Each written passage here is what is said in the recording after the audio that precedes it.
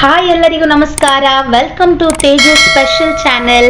Please subscribe ಮಾಡಿ ಹಾಗೂ bell ಐಕಾನ್ನ press ಮಾಡಿ ಹೆಚ್ಚಿನ ನೋಟಿಫಿಕೇಶನ್ಗಾಗಿ. Keep supporting. ಇವತ್ತಿನ ನಮ್ಮ ರೆಸಿಪಿ ಮೊಳಕೆ ಕಾಳಿನ ಸಾಂಬಾರ್ ಹೇಗೆ ಮಾಡೋಣ ನೋಡೋಣ. ಇಲ್ಲಿ ನಾನು 2 ರಿಂದ 3 ಆನಿಯನ್ನ ಕಟ್ ಮಾಡಿಟ್ಟಿದ್ದೀನಿ ಹಾಗೂ 3 ಟೇಬಲ್ ಸ್ಪೂನ್ ಅಷ್ಟು ಖಾರದ ಪುಡಿನ ತೊಗೊಂಡಿದ್ದೀನಿ, 1 ಕಪ್ ತೆಂಗಿನಕಾಯಿ, 2 ಟೊಮ್ಯಾಟೊ ಹಾಗೂ ಇಲ್ಲಿ ನಾನು 3 ಥರ ಕಾಳನ್ನ ಮಿಕ್ಸ್ ಮಾಡಿದ್ದೀನಿ. ಆಲೂಗೆಡ್ಡೆ ಮತ್ತು ಬದನೆಕಾಯಿನ ಇಲ್ಲಿ ಕಟ್ ಮಾಡಿ ಇಟ್ಕೊಂಡಿದ್ದೀನಿ ಹಾಗೂ ಸ್ವಲ್ಪ ಕೊತ್ತಂಬರಿ ಸೊಪ್ಪು.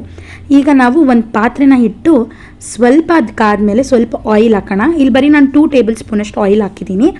ಈಗ ನಾವು ಏನು ಆನಿಯನ್ನ ಕಟ್ ಮಾಡ್ಕೊಂಡಿದ್ದೀವಿ ಅದನ್ನು ಹಾಕಿ ನೀಟಾಗಿ ಫ್ರೈ ಮಾಡೋಣ. ಅದು ಸ್ವಲ್ಪ ಗೋಲ್ಡನ್ ಬ್ರೌನ್ ಕಲರ್ ಬರ್ತಾ ಇದ್ದಂಗೆ ನಾನು ಇಲ್ಲಿ ಏನು ಖಾರದ ಪುಡಿ ಇಟ್ಕೊಂಡಿದ್ದೆ ನಾನು ಇಲ್ಲಿ ಸ್ವಲ್ಪ ಈಗ ಟರ್ಮರಿಕ್ ಪೌಡರ್ನ ಆ್ಯಡ್ ಮಾಡ್ತಾಯಿದ್ದೀನಿ. ಟರ್ಮರಿಕ್ ಪೌಡರ್ನ ಆ್ಯಡ್ ಮಾಡಾದ್ಮೇಲೆ ಸ್ವಲ್ಪ ಅದನ್ನು ನಾವು ಲೈಟಾಗಿ ಫ್ರೈ ಮಾಡ್ಕೊಳ್ಳೋಣ. ಸೊ ಈಗ ಆನಿಯನು ಮತ್ತು ಟರ್ಮರಿಕ್ ಪೌಡರ್ ಫ್ರೈ ಆದಮೇಲೆ ಇಲ್ಲಿ ನಾನು 2 ಟೇಬಲ್ ಸ್ಪೂನಷ್ಟು ಖಾರದ ಪುಡಿನ ಸೇರಿಸ್ತಾ ಇದ್ದೀನಿ. ಇದು ಧನಿಯಾ ಮತ್ತು ಮೆಣಸಿನ್ಕಾಯಿ ಪುಡಿ ಮಿಕ್ಸ್ ಆಗಿದೆ. ಈಗ ಅದನ್ನು ನಾವು ಸ್ವಲ್ಪ ಲೈಟಾಗಿ ಹಾಗೆ ಫ್ರೈ ಮಾಡೋಣ. ಅದನ್ನು ತುಂಬಾ ಫ್ರೈ ಮಾಡಬಾರ್ದು ನಾವು. ಈಗ ಲೈಟಾಗಿ ಅದು ಫ್ರೈ ಆದಮೇಲೆ ಈಗ ನಾನು ಅದಕ್ಕೆ ಸ್ವಲ್ಪ ಕೊತ್ತಂಬರಿ ಸೊಪ್ಪನ್ನ ಆ್ಯಡ್ ಮಾಡಿದ್ದೀನಿ.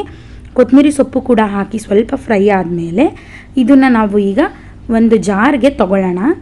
ನೋಡ್ತಾ ಇದ್ದೀರಲ್ಲ, ಈಗ ಎಷ್ಟು ಕಲರ್ಫುಲ್ಲಾಗಿ ಕಾಣಿಸ್ತಾ ಇದೆ. ಇದೇ ನಮ್ಮ ಮೇನ್ ಇಂಗ್ರೀಡಿಯೆಂಟ್ ಈ ಸಾಂಬಾರ್ಗೆ. ಇಲ್ಲಿ ನಾವು ಯಾವುದೇ ಥರ ಸ್ಪೈಸಸ್ನ ಉಪಯೋಗಿಸ್ತಿಲ್ಲ.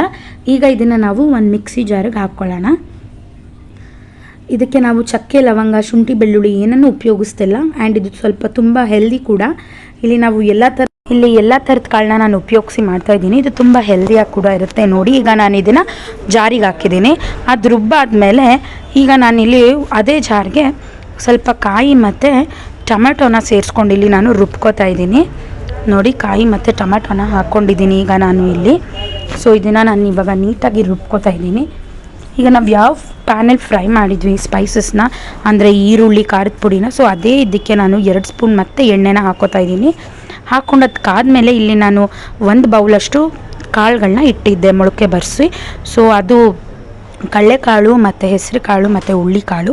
ಸೊ ಈ 3 ಕಾಳುಗಳನ್ನ ನಾನು ಮೊಳಕೆ ಬರೆಸಿಟ್ಟಿದ್ದೆ. ಆ್ಯಂಡ್ ಇದು ತುಂಬ ಹೆಲ್ದಿ ಕೂಡ, ತುಂಬ ಚೆನ್ನಾಗಿರುತ್ತೆ ನೋಡಿ. ಸೊ ಇದನ್ನು ನಾವು ನೀಟಾಗಿ ಫ್ರೈ ಮಾಡ್ಕೋಬೇಕು ಎಣ್ಣೆಲಿ.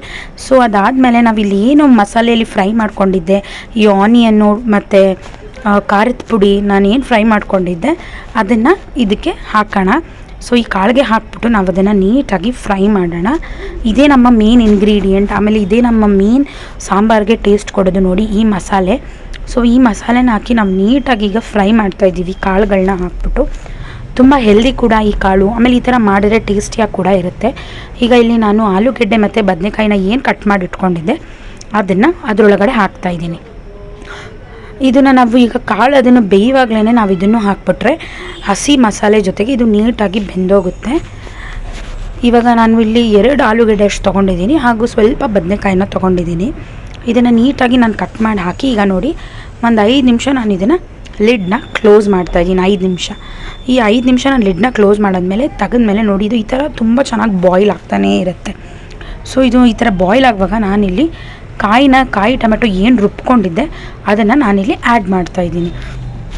ಸೊ ನಾವು ಇದನ್ನು ಆ್ಯಡ್ ಮಾಡೋಕ್ಕೆ ಮುಂಚೆ ನಾವು ನೋಡ್ಕೋಬೇಕು ಸ್ವಲ್ಪ ಕಾಳು ಬೆಂದಿದೆಯಾ ಅಂತ. ಸೊ ಕಾಳು ಬೆಂದಾದಮೇಲೆ ನಾವು ಇದು ಕಾಯಿ ಟೊಮೆಟೊನ ರುಬ್ಬಿರೋದನ್ನ ಹಾಕಬೇಕು. ಈಗ ನಾನಿಲ್ಲಿ ಸ್ವಲ್ಪ ಸಾಲ್ಟ್ ಹಾಕ್ತಾಯಿದ್ದೀನಿ. ನಮ್ಮ ಟೇಸ್ಟಿಗೆ ಎಷ್ಟು ಬೇಕೋ ನಾವು ಅಷ್ಟು ಸಾಲ್ಟ್ನ ಹಾಕ್ಕೋಬೋದು. ಇಲ್ಲಿ ನಾವು ಮತ್ತೆ ಖಾರ ಹಾಕೋ ಅವಶ್ಯಕತೆ ಇರೋಲ್ಲ, ಯಾಕೆಂದರೆ ನಾವು ಆಲ್ರೆಡಿ ಖಾರನ ಸೇರಿಸಿರ್ತೀವಿ. ಈಗ ನೀಟಾಗಿ ಅದನ್ನು ನಾವು ಇಲ್ಲಿ ಮಿಕ್ಸ್ ಮಾಡ್ತಾಯಿದ್ದೀವಿ. ಸೊ ನೋಡಿ, ತುಂಬ ಚೆನ್ನಾಗಿ ಬರುತ್ತೆ ಇದು. ಆ್ಯಂಡ್ ಮೋರೋವರ್ ಹೆಲ್ದಿ ಕೂಡ. ಇಲ್ಲಿ ನಾವು ಈಗ ನಮ್ಮ ಕಾಳೆಲ್ಲ ಬೆಂದಿದೆ. ಸೊ ಇಲ್ಲಿದೆ ನಮ್ಮ ರೆಸಿಪಿ ಕಾಳು ಸಾಂಬಾರ್.